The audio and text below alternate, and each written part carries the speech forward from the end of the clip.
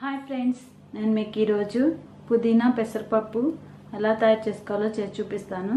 దీనికి కావలసిన పదార్థాలు: పెసరపప్పు 1 కప్పు, పుదీనా ఆకులు 1 కప్పు, ఆయిల్ 3 టేబుల్ స్పూన్స్, పచ్చిమిర్చి తరుగు 1,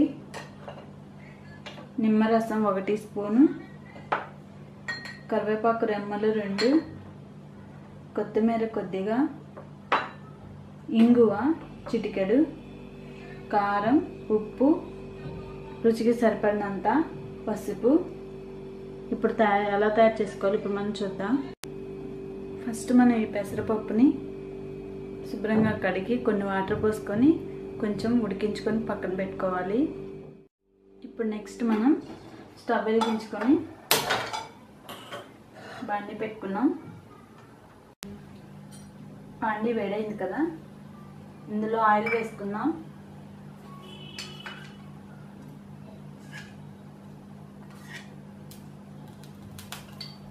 ఇప్పుడు ఆయిల్ వేడైంది, మనం పప్పు దినుసులు వేసేసుకుందాం. పోపు దినుసులు ఎండుమిర్చి, ఆవాలు, జీలకర్ర. నెక్స్ట్ మనం కరివేపాకు రెమ్మలు తీసుకున్నాం కదా, అవి దీంట్లో మనం కొంచెం పసుపు వేసుకున్నాం. పుదీనాకు తీసుకున్నాం.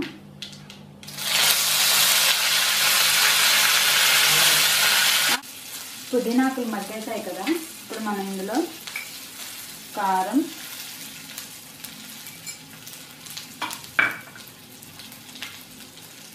ఉప్పు, పచ్చిమిర్చి తరిగి పెట్టుకున్నాం కదా, ఇవి వేసేద్దాం. వేసేసి ఒకసారి కలుపుతారు.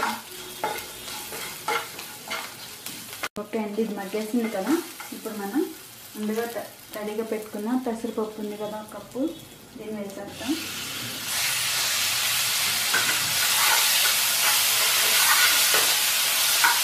వేసి కలిపేద్దాం.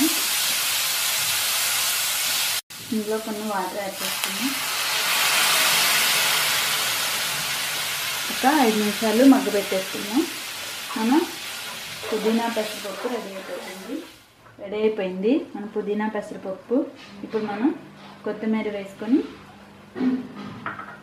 దించేయడం అయిపోయింది. ఇప్పుడు దీన్ని మనం సర్వింగ్ బౌల్లోకి తీసుకున్నాం. ఎంతో ఈజీగా త్వరగా అయిపోయింది కదండి. మన పప్పు రెడీ అయిపోయింది కదా. ఇప్పుడు మనం స్టవ్ ఆపేసి నిమ్మరసం కలుపుకోవాలి. పులుపు కోసం స్టవ్ ఆపేసి కలపాలండి. స్టవ్ ఆపేయమన్నా ఎందుకన్నానంటే నిమ్మరసం సిట్రిక్ యాసిడ్ కదా, స్టవ్ ఆపకుండా కనుక మనం ఫ్లేమ్ ఉన్నప్పుడే కలిపేస్తే చేదొస్తుంది. ఇప్పుడు మనం నిమ్మరసం కలుపుకుందాం. కొంచెం సరిపోతుంది, చూసుకొని కలుపుకోవాలి, లేకపోతే పులుపు ఎక్కువైపోతుంది. ఓకే, మన పుదీనా పెసరపప్పు రెడీ అయిపోయింది. దీన్ని మనం సర్వింగ్ బౌల్లో తీసుకొని సర్వ్ చేసుకుందాం. ఇది మనకి రోటీల్లోకి, రైస్లోకి కూడా చాలా బాగుంటుంది. మా వంటలు కనుక మీకు నచ్చినట్లయితే లైక్ చేయండి, కామెంట్ పెట్టండి, సబ్స్క్రైబ్ చేయండి. Please subscribe my channel. Thank you.